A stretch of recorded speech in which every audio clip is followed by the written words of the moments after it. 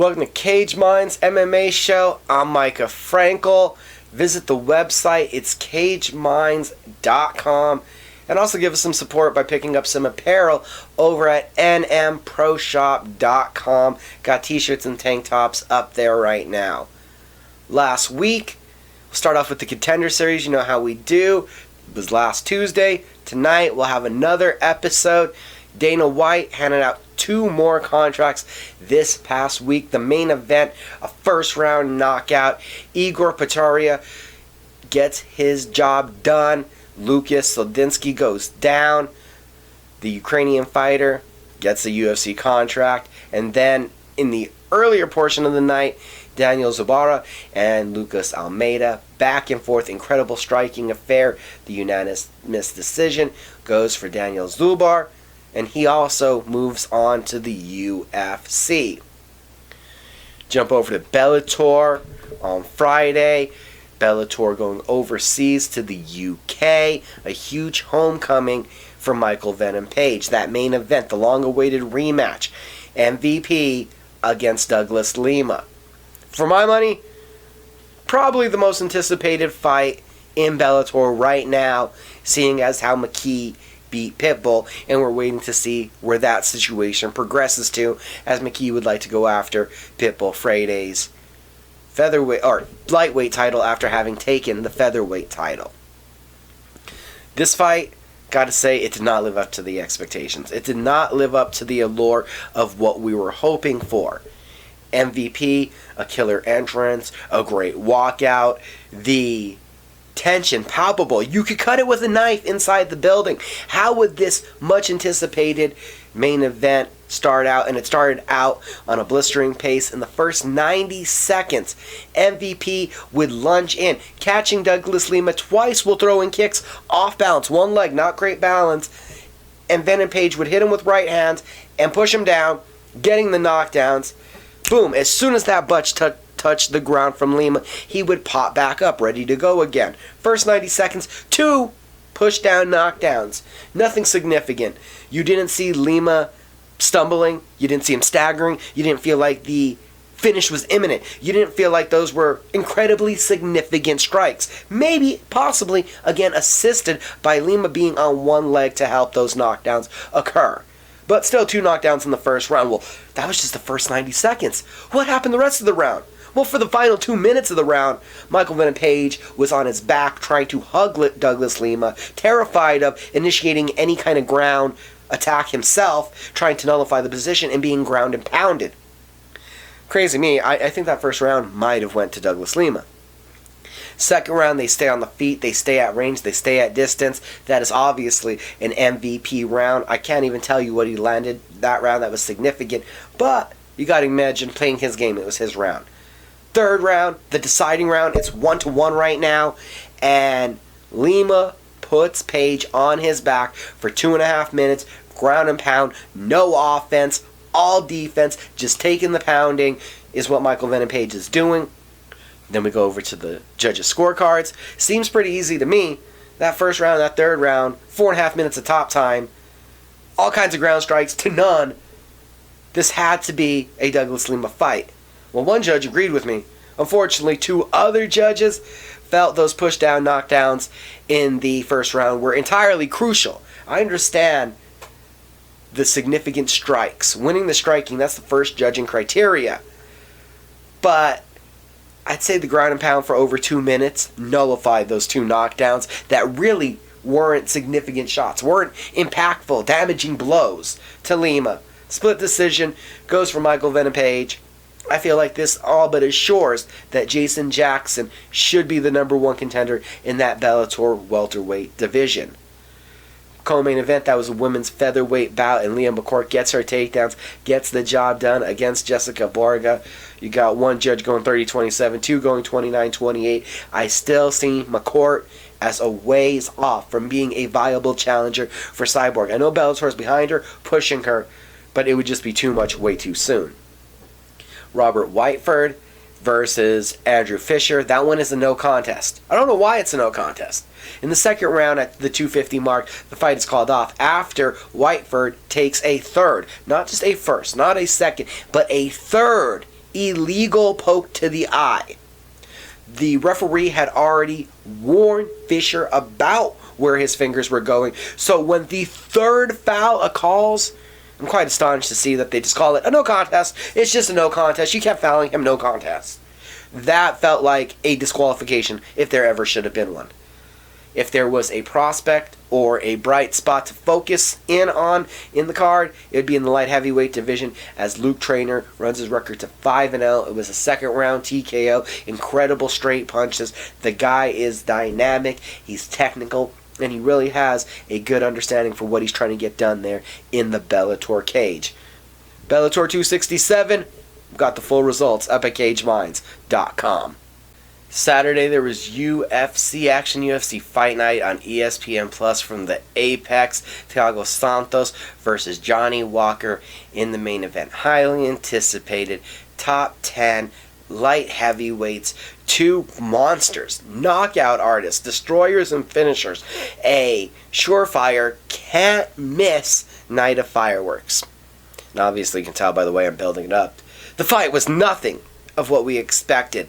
Two monsters that when they looked at each other were scared to go forward, were scared to fully engage, were scared to fully exchange, or maybe not scared, maybe over-respectful of each other, at fear of the knockout quite possibly.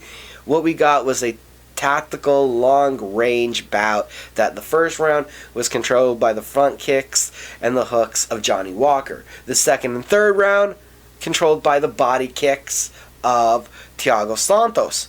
A fourth round where Walker became more aggressive and offensive finally. And a fifth round where Santos was able to land one big overhand. There are the highlights and what led to a 3-2 unanimous decision victory in rounds, and all three judges agreeing that Thiago Santos took the second, third, and fifth rounds. A lackluster fight from both. Left a lot to be longing for. Johnny Walker at times has been too wild, too crazy, and this time was too timid. And the same thing goes for Thiago Santos, disappointingly. Santos, though, it ends a 3-fight skid. You needed this one. You had to get back in the win column. It cannot continue the way it was and really be a viable title challenger for Johnny Walker. Once again, the allure, once again, the anticipation rubs off of Walker. There was the knockout loss to Corey Anderson. Had rebounded beautifully, stopping Ryan Spann, but then does not deliver. Big win for Thiago Santos. Co-main event, Kyle Dawkis versus Kevin Holland. An incidental clash of heads is really the name of the game. A headbutt leads to a no contest, but that headbutt actually led to them being on the ground and Kevin Holland getting trapped in a rear naked choke. Dawkis getting that submission, forcing Holland to attack from a standing rear naked choke. But all that is voided where afterwards they look back at the headbutt. Interesting to see how they look back at the foul affecting when you consider just a week before Brian Ortega getting his nose broken in the fight with Alexander Volkanovski. Again, a clash of heads. This is the total accident. It was just strange optic to see the headbutt happen. We could see that it obviously affected Holland, that they allowed the action to continue to the finish, but then reviewed it to nullify the decision. It's a no contest. Kevin Holland taking unneeded damage and being choked out for no reason when apparently the fight was already over after the headbutt. MMA, weird things happen. In the feature fight, Nico Price put a beating on Alex Oliveira for 2 rounds. Oliveira, a blistering start, getting on top in the first round. Second round, Nico Price's round. Third round, the powerful punching and volume of Nico Price wins it out. Go over to the middleweight debut of Misha Sirkinoff against Christoph Jocko. This one goes all the way to the judges. It was a tight one, a split decision in favor of Jocko. His 8th UFC win by decision, and rebounds from a loss to Son Strickland nicely. You didn't see the aggression and you didn't see the output needed from Misha Sirkinoff, allowing Jocko to counter-strike. Lightweight action, Alexander Hernandez made short work of Mike Britton, a KO in 80 seconds, the 1-2, then a flurry along the cage, overhand right, just absolutely obliterates Britton. A fifth first round knockout in 6 knockout victories for Alexander Hernandez. On the prelims, the feature one, Jared Gordon, Joe Selecki goes all the way to the judges, and they're split about it. Selecki controlling Gordon's back throughout the first, Gordon on top in the second, and in the third, I thought it was the pressure and the striking in the clinch from Gordon that won it out. 2 judges agreed. 1 goes the other way. Jared Gordon now a 3-fight win streak. Flyweight action, Casey O'Neill comes in as a big betting favorite over Antonina Shevchenko. Shevchenko was doing very well in the first round, got the fight down to the ground, even got the crucifix position, but O'Neill was able to turn on the inside in the second. Her pressure started to wear down Shevchenko. Double leg takedown, advances to mount, and ground and pounds her way to the finish. Now 8-0. 3-0 in the UFC. 128 landed strikes to get that TKO. That's her 3rd finish in those 3 wins. 2 TKOs and a submission. Love the development of this women's flyweight division. Keeping it in the women's action, moving over to bantamweight, Carol Rosa, and it's the retirement fight for Bethe Correia. And going out on a sour note. Great jab cross, great left hook, the low kicks, the step in knee, just devastating to the body. Carol Rosa can do it all. Getting in the clinch, the knees and the elbows were just disgusting. Outstriking Bethe Correia 145-85 in total strikes. 3rd time in her UFC career, in just four UFC fights, that Rosa has accumulated over 100 landed strikes. The number 15 ranked fighter in the women's bantamweight division definitely impressed me tonight with that showcase. Lightweight action, Jamie Malarkey versus Devonta Smith. Smith had an amazing first round, twice hurting Malarkey with combinations, having the Australian on the ropes. In the second round, though, an outside leg kick from Malarkey looks to land a nerve and changes the complexion of the entire fight.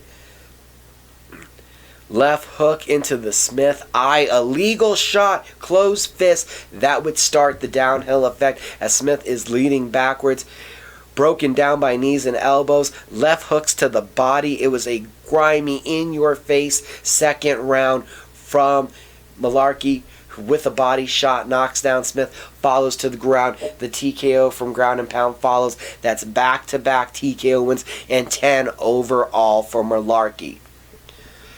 In bantamweight action, Douglas Silva de Andrade versus Donato Perillo.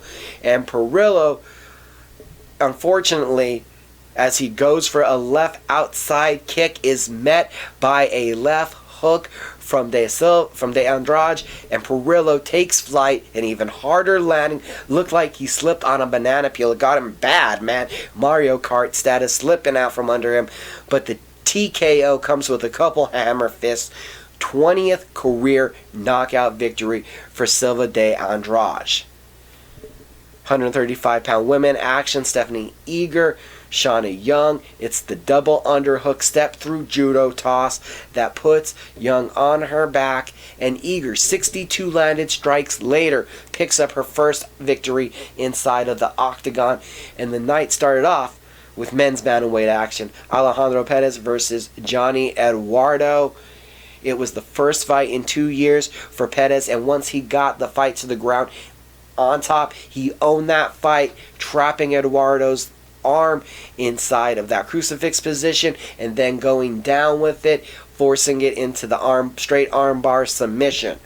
Nasty business from Alejandro Perez that it was good to see him get back in the win column.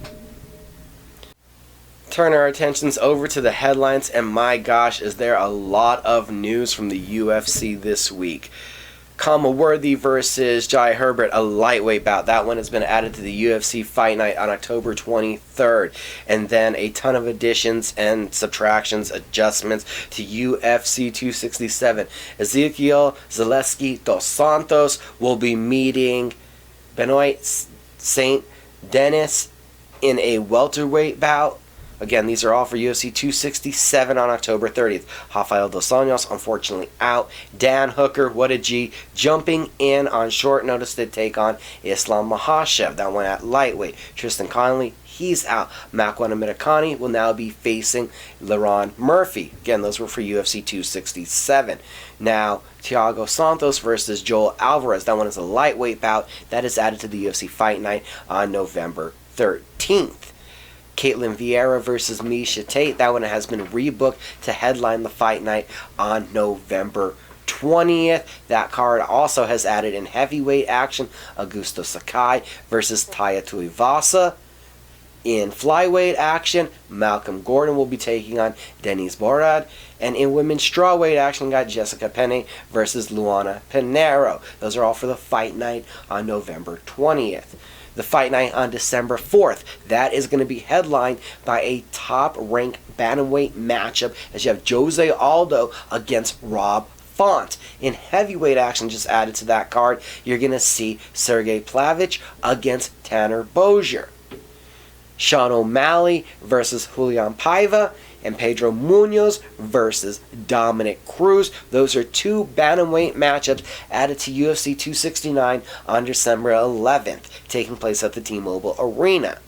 December 18th, UFC Fight Night has added in heavyweight action Derek Lewis versus Chris Dawkis. Sign me up for that one.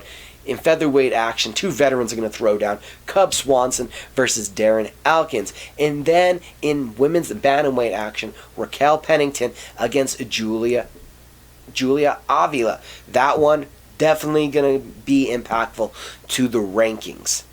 Now to the fight night on January 15th. Happy New Year, already to 2022 is what we are talking about. And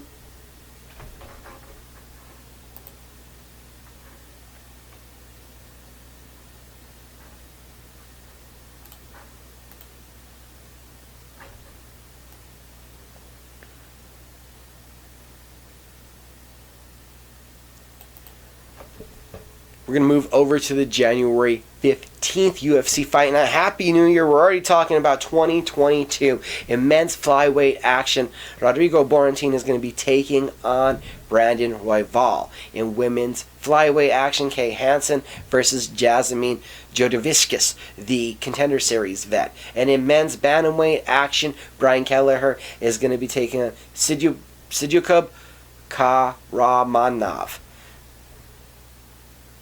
Sidyubojk Karamanov. Brian Kelleher will be taking on Sidyubojk Karamanov in bantamweight action. Those again were for the UFC Fight Night on January 15th. Now to UFC 270 on January 22nd. It's been announced that Derek Brunson will be taking on Jared Cannonier. That is a top 5 middleweight matchup. In heavyweight action, Greg Hardy takes on Alexei Oleinik. Two more middleweight bouts to mention. Jacob Malkoun taking on AJ Dobson, and Rodolfo Vieira taking on Wellington Thurman. Women's strawweight action, Ji Young Kim versus Poliana Botello. And again, that is for UFC 270 on January 22nd. Rumored to be, but not official yet, rumored to be headlined by the rematch between Robert Whittaker challenging Israel Adesanya for the UFC middleweight world title. And then our last announcement is for UFC Fight Night on January 5th. The first fight added to that card, Marc-Andre Bertrell will be taking on Chidi Njokuani.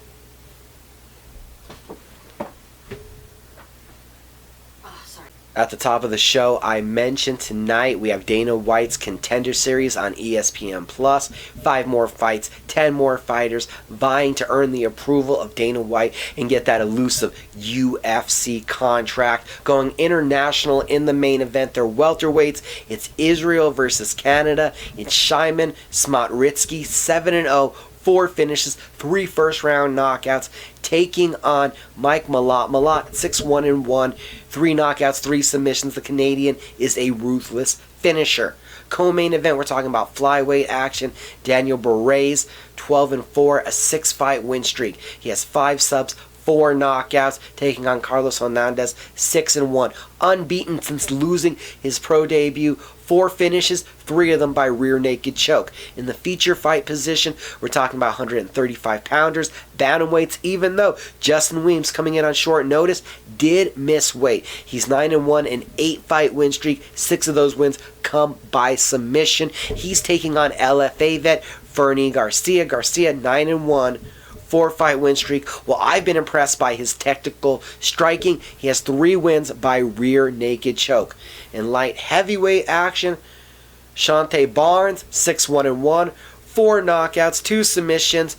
All of his wins coming in the first round. All those finishes taking on Jonathan Holmes, or taking on Joseph Holmes, 5-1, 5-fight win streak, 100% finishing rate. The guy has 4 wins, 3 by rear naked chokes. Everybody on this card, they love the rear naked choke. And then kicking off the card, the first fight you're going to see, 155 pounders, Patrick White, 9-1, 9 knockouts, 6 wins in that first round, taking on Gennaro Valdez. Valdez, 9-0, 100% finishing rate. He's never seen the judges' scorecards. 6 knockouts, 3 submissions. The Contender Series, tonight they got a crazy amount of finishers.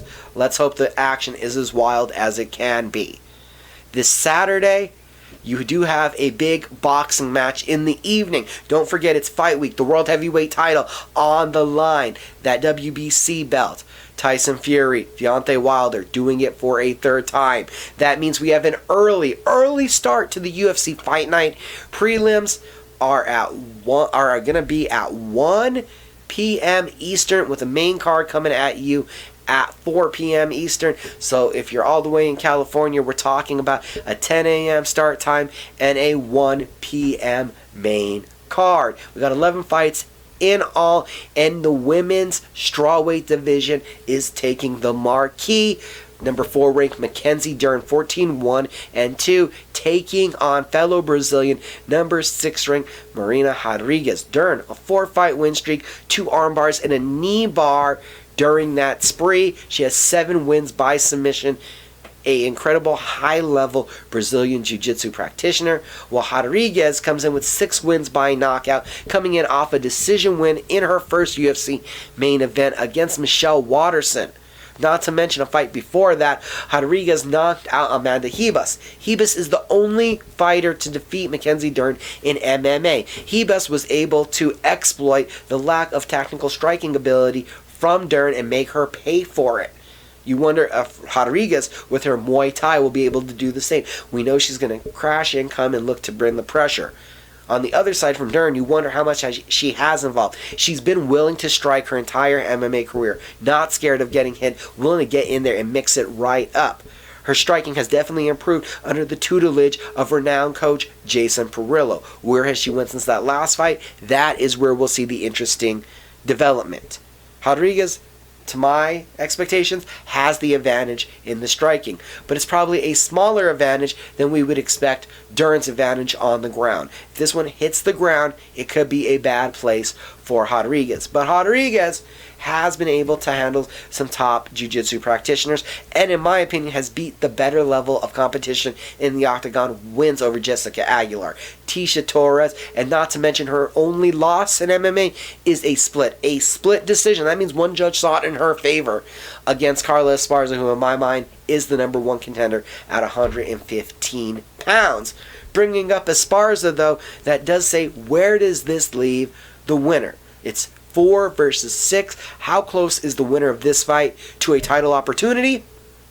I would have to say one fight away. Esparza, with a 5-fight win streak, is sitting right there. She should be fighting the winner of Rose Namajunas Zhang Weili rematch that's going to be right around the corner here at UFC 268.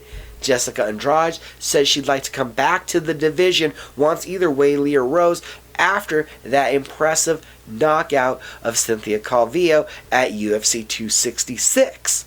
That would leave me saying that the Dern Rodriguez winner could be staring straight at Jessica Andrade because Esparza has earned the opportunity, or you could be seeing this winner with maybe one more fight with Yan Xiaonan.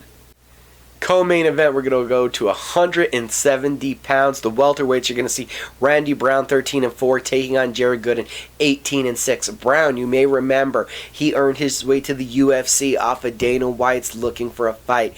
Has had some spectacular moments, like his last win over Alex Oliveira, a one-arm rear naked choke using Oliveira's shoulder as the other lever to secure the choke. Jared Gooden, a powerful one-punch knockout in his last fight against Nicholas Stoltz, ending a 2-fight skid. Brown has 11 finishes, 6 knockouts, 5 submissions.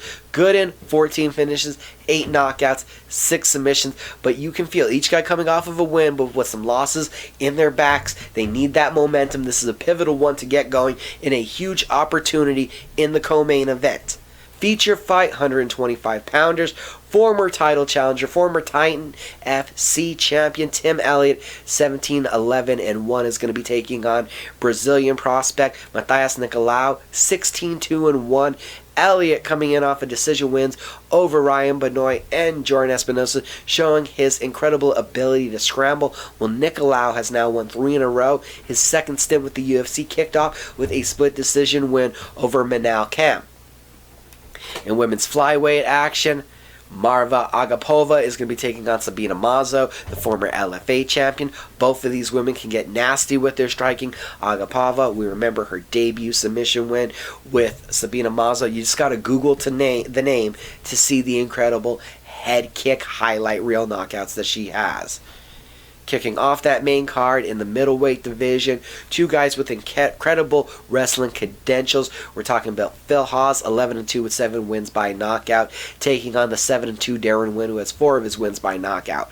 Wynn, though, in the UFC, has been a wrestler. He looks to get in, close the distance, put guys on their back. Well, Phil Hawes, he's winging big, and if he doesn't hit early, he's unfortunately shown to have a smaller than optimal gas tank. That one, 2 guys that know each other well, should be a good one. On the prelims, we have the feature one, 135 pounds, Felipe Corrales, who's coming off of a win over Luke Saunders, is going to be taking on Chris Gutierrez. Gutierrez, 4-0-1 in his last 5. The guy has incredible ability to put together combinations and finish them with devastating leg kicks. Middleweight division, Jamie Pickett, 11-6, taking on Leonardo Staropoli, the Argentine, who is 8-4, coming up from 170 pounds. Staropoli wants to strike, wants to be able to get those underhooks and separate. Will Pickett, he doesn't care. He'll keep it standing, or he'll take it to the ground and look for that rear naked choke. In the heavyweight division, unbeaten Alexander Romanov, who has 13 of his 14 wins by finishes, 5 knockouts, 8 submissions, but coming in off a technical decision win over Juan Espino, took a low blow, couldn't continue. I'm guessing that the UFC felt like he lost that fight. 14-0, unbeaten heavyweight, not on the main card. That's almost a head scratcher. He's taking on Jared Vanderaa, 12-5. Vanderaa, 7 knockouts, 3 submissions, coming off a grinding, grueling, in-your-face, in the clinch battle, winning a decision over Australian Justin Tafa. I think that Vanderaa is the guy to make this a dirty fight. The UFC wants to see what kind of grit Romanov has. I'm thinking they're testing him after feeling that ducking out of the fight with Espino was a soft move. At least that's where this positioning on the card screams to me. Damon Jackson versus Charles Rosa, that's a featherweight matchup. Jackson has showing off an ability to strike that he did not have in his first run in the UFC. 23 fights under his belt and is a credible submission threat. Will Rosa, Boston Strong, 14-5, he also likes to mix it up, will stick his nose in there, but would rather work on his jiu-jitsu on the ground. In women's strawweight action, we have a battle between former LFA champions as the inaugural champion. Sam Hughes takes on the promotion's third champion, Lupita Godinez. These two women will look to keep it striking. Godinez, tight and technical with her boxing, while Hughes mixes it up with the kicks a bit more. Kicking off the card in the lightweight division, somebody I know well and have interviewed several times, Steve Mean Machine Garcia, 11-4, taking on Charlie Ontiveros, 11-7. This is a change of weight class for both fighters. Garcia coming up from featherweight, Ontiveros dropping down from welterweight. Garcia 8 wins by knockout. Ontiveros, his last 3 wins, all by knockout. That means we get the card going with some fireworks, people. I'm looking forward to it. Hopefully it's going to be fun. It's UFC Fight Night exclusively on ESPN+. Now you know already, Cage Minds, we are stationed and based out of Albuquerque, New Mexico. So to talk about the New Mexico local scene, we're going to hit that real quick. Grapple Fest is in the books. Cage Minds Combat Sports News on Facebook is where you can go to relive most of the action. We ended up with a free stream. The pay-per-view was having a couple glitches, so there was a stream that went up. If you want to go back and relive the action, please do so. October 16th, Legacy Boxing Promotion is going to be at the Kiva Auditorium. It's back to boxing. Aaron Angel Baby Perez and his brother Abraham the Hammer Perez will be in the main and co-main events. October 30th, Las Cruces Convention Center. It's MSFT Promotions in association with School of Hard Knocks, bringing you a boxing fight night. November 20th, at the Inn of the Mountain Gods Casino, you have Last Stand. Marco Antonio Barrera and Daniel Ponce de Leon will throw down in a 6-round exhibition. The card will also see 30-0 unbeaten Abel Mendoza in action, not to mention Clinton Chavez and Albuquerque champion Josh Pitbull Torres. It also looks like Bare Knuckle Boxing will be on their way to the 505 December 3rd at Route 66 Casino, and the card will be featuring Diego Sanchez. At least that's what the rumors say. Now to close out the show, we do have to do it with a sad note. I'm sure you've seen the news passing around the combat sports community. Unfortunately, MMA veteran and bare knuckle boxer Justin Thornton has passed away following the injuries suffered at his bare knuckle FC20 loss. Justin was knocked out and went face first, but instead of landing on his face, landed on the top of his head, and unfortunately the injuries suffered were fatal. Thank you for joining me today.